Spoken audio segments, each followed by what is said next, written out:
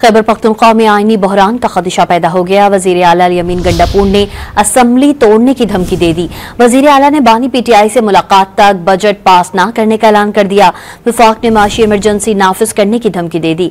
इस सूरत हाल पर मजीद तफसील जानते हैं डॉन न्यूज के रिपोर्टर आरिफ अयाज से। जी आरिफ, इस सूरत हाल के हवाले से मजीद आगाह कीजिएगा।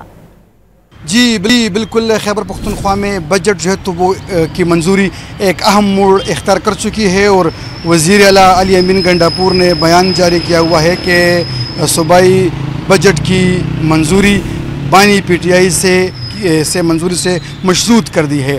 तो वज़ीर आला अल-यमीन गंडापुर बार बार ये बयान दे रहे हैं कि उनको बानी पीटीआई से मिलने नहीं दिया जा रहा ताकि बजट के तमाम खदोखाल उनके सामने पेश कर सकें, उनसे मंजूरी ले सके, फिर उसको बाद में असम्बली से मंजूर कराया जाएगा।